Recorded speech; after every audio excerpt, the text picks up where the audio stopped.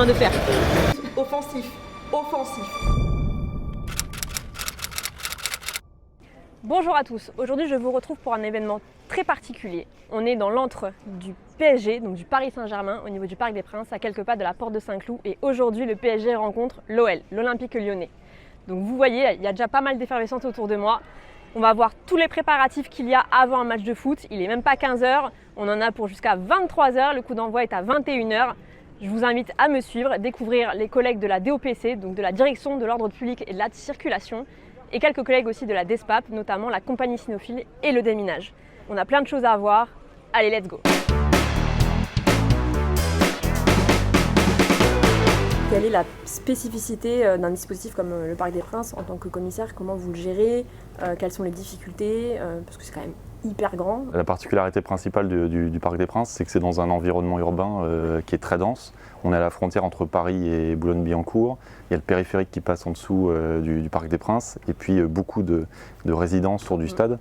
Donc ça nécessite à chaque fois en fait, de mettre en place un périmètre de sécurité très élargi où en fait, on coupe la circulation pour sécuriser l'arrivée des spectateurs.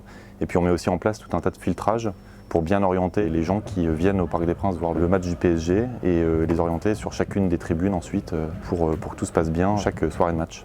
Oui, là on le voit, il est même pas 16h, ça commence déjà à rentrer, donc sachant que le coup d'envoi c'est aux alentours de 21h, on se rend compte à quel point il y a un énorme dispositif en amont pour que la soirée se déroule pour le mieux pour tout le monde. C'est ça, nous on vient très tôt, on se met en place, on vide complètement les abords du Parc des Princes et une fois qu'on a notre périmètre de sécurité qui est mis en place, à ce moment-là, les agents du PSG viennent nous appuyer. On a une vraie coordination entre l'organisateur qui est le PSG et les forces de l'ordre, de façon à ce qu'on puisse sécuriser l'arrivée des spectateurs et que l'ensemble du match puisse se dérouler dans de bonnes conditions. On gère aussi la question de la sécurité des supporters visiteurs. Ce soir, c'est des supporters lyonnais qui sont attendus et ça constitue un point important dans le dispositif. Et du coup, pour qu'on ait un peu un ordre d'idée, parce que je sais que les gens qui nous suivent se posent la question, ça mobilise à peu près combien de policiers? Ce soir, c'est un match qui est relativement sensible, donc on a entre 400 et 500 policiers et gendarmes qui sont mobilisés et qui sont présents donc, de l'après-midi jusqu'à la fin de soirée pour s'assurer que tout se passe bien. Eh bien écoutez, on va aller découvrir tous ces collègues qui assurent la sécurité de tout le monde et puis je vous dis à tout à l'heure peut-être. À tout à l'heure. Bon courage. On va aller rejoindre une collègue un petit peu poilue qui s'appelle Chica. On va aller du coup avec la compagnie cynophile inspecter les vestiaires et les abords de la pelouse pour une recherche explosive. Donc je vous invite à me suivre et aller à la rencontre de Chica. Allez. Bon Major, vous pouvez nous expliquer un petit peu en quoi consiste la mission de Chica aujourd'hui au niveau du stade? Habituellement, c'est la mise en sécurité des parties spécifiques du stade où il y a éventuellement les joueurs, les personnalités, etc.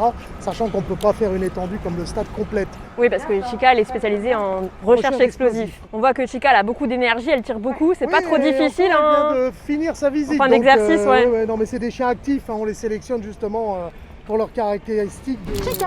Un certain goût pour le jeu, c'est la priorité, et une certaine endurance aussi dans le temps qui permet d'effectuer des visites comme celle-là qui durent une petite heure. Quoi. Donc là, on laisse vraiment travailler le chien avec son maître, histoire qu'il soit dans sa bulle. On est le plus silencieux possible, on se fait un peu oublier. Alors les gars, aujourd'hui nous sommes sur une séquence 4-4-2, donc toujours en avant, des buts, offensif. Allez, on se dépêche, il y a le briefing qui commence, le commissaire nous attend, ainsi que tous les effectifs. Allez, go! Bonjour à tous, aujourd'hui on a le match PSG-Lyon qui est programmé à 20h45. Depuis ce matin on a le service préliminaire qui est en place. Je crois qu'on a réglé les derniers petits soucis. On a un problème récurrent de camionnette qu'on a fait déplacer en début d'après-midi. Le déminage, on l'a vu, il est venu en début d'après-midi également. Le service d'ordre et les barrages donc, ils vont être mis en place à partir de 16h45. Ça y est, le briefing est terminé. On va mettre la théorie en pratique. Je vous invite à me suivre à l'extérieur, à voir tout le dispositif qui est en place pour aller voir également tous les collègues. Allez, on y va.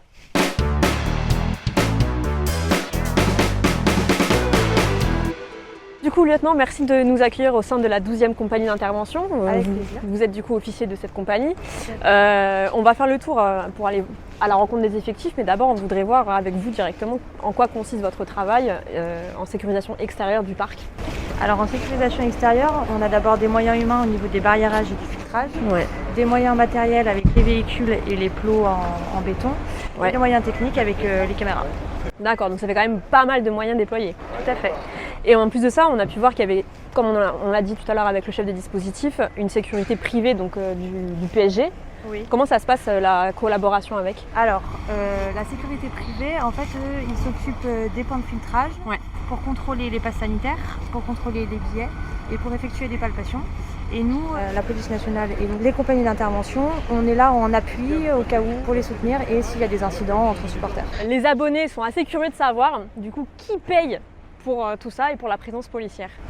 Alors pour la présence policière, c'est ce qu'on appelle un service d'ordre indemnisé et du coup c'est le PSG qui paye la préfecture de police pour les services fournis. Oui, c'est le cas pour toutes les manifestations sportives en général. En général, tout à fait. Comme Roland-Garros par exemple. Exactement.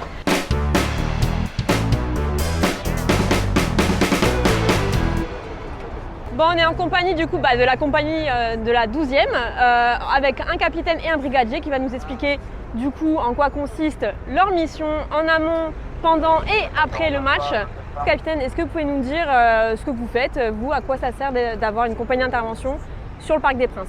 Alors sur le Parc des Princes, l'emploi des compagnies d'intervention commence bien avant le match avec ce qu'on appelle des services préliminaires qui sont destinés à sécuriser les abords du Parc des Princes des véhicules qui peuvent poser problème. Donc il y a beaucoup d'enlèvements et déplacements de véhicules pour sanctuariser un petit peu la zone, afin qu'ensuite les effectifs qui suivent pour le service d'ordre viennent s'installer et prennent leur position, et que aussi tous les effectifs du PSG, du service de sécurité, prennent leur position eux aussi pour gérer les flux, les joueurs et tout ça. Ensuite, quand l'heure du match approche, les forces mobiles interviennent sur le service, se positionnent pour des barrages fermes et des contrôles.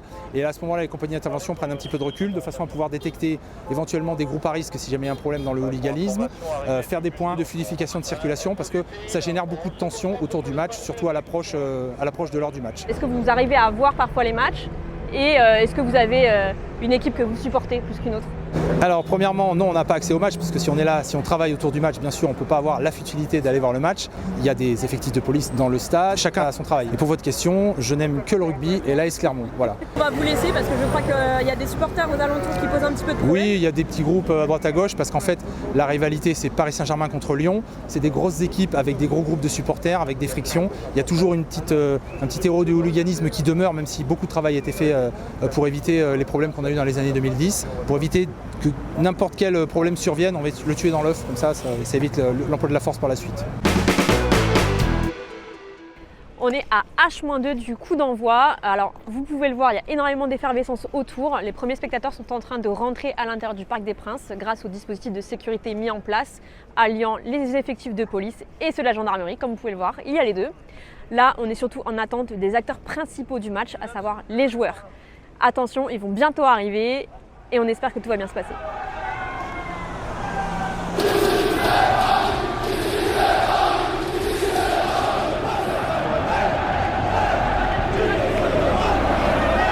Comme vous pouvez le voir, les joueurs sont arrivés à bon port, aussi bien de l'OL que du PSG. Ils ont été escortés depuis leurs hôtels par des effectifs de police afin que leur parcours se fasse en toute sécurité. Ils sont rentrés ensuite par une entrée sécurisée, donc juste ici où ils n'ont pas le contact avec l'extérieur. Et puis ils ont rejoint leur vestiaire pour se préparer pour leur match. Et nous, on va faire de même pour se préparer pour la suite. Allez, on y va.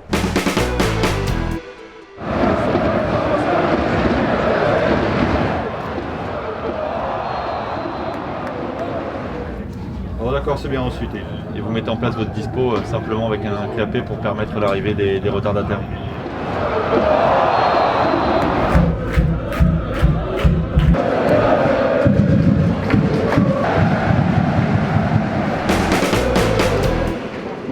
Commissaire, merci de nous accorder quelques minutes durant ce match qui est très dynamique d'après ce que je vois. Merci à vous. Est-ce que vous pouvez nous expliquer en quoi consiste votre rôle, notamment par rapport à l'arrivée des supporters? On a vu tout à l'heure, c'était vachement encadré.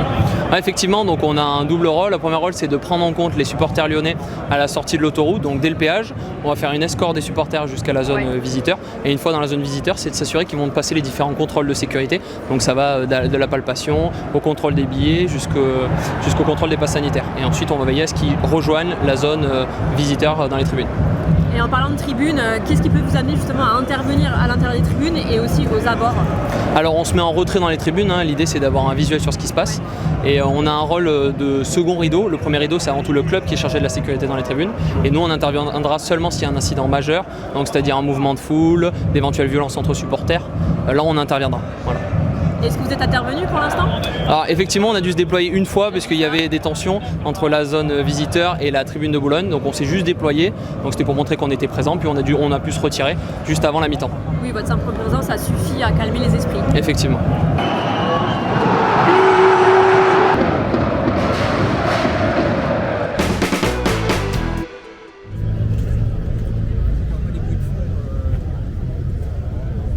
Bon, lieutenant, on est de retour avec vous. Finalement, le PSG a gagné 2-1. Là, on sait que c'est un moment crucial pour vous. Il y a énormément de supporters qui affluent. Comment vous gérez ça? Alors c'est vrai que là c'est un moment assez chaud parce qu'il y a tous les supporters, donc ce soir il y en avait près de 52 000 qui sortent tous en même temps et qui veulent tous aller au même endroit, au métro. Donc du coup c'est vrai qu'il faut être hyper attentif parce que c'est là où ça peut dégénérer rapidement. Surtout on voit qu'il y en a beaucoup qui sont alcoolisés, qui sont un peu tendus. Déjà pendant tout le match ils ont essayé de se tacler un petit peu. Là c'est un peu en train de monter en pression, donc on attend les consignes pour savoir ce qu'on aura à faire en fonction de ce qui va arriver. Et le départ des joueurs, comment ça se passe? Les joueurs ils partent une fois que le stade est quasiment vide parce que la circulation est beaucoup plus fluide. Après de plus en plus les supporters restent et attendent que les joueurs sortent, donc c'est un peu compliqué. Donc on est de retour avec le chef de dispositif. Commissaire, est-ce que vous pouvez nous dire comment s'est déroulée cette soirée? Durant la rencontre, on a eu quelques petits incidents, surtout entre les supporters visiteurs et les supporters parisiens. Mais là on arrive en fin de dispositif et tout le monde a quitté le stade. Donc pour nous c'est une soirée réussie. Écoutez, merci pour votre accueil. Je pense qu'on a appris beaucoup de choses et que les internautes vont être très contents de cette vidéo. Je vous souhaite bon courage pour la fin et puis à bientôt. C'était avec plaisir. Au revoir. Au revoir. Cette journée en immersion au Parc des Princes avec les effectifs de police est terminée. J'espère que ça vous a plu. Je vous invite à vous abonner à la chaîne, à cliquer sur la petite cloche pour ne rater aucune vidéo et je vous dis à bientôt pour la prochaine. Allez, au revoir.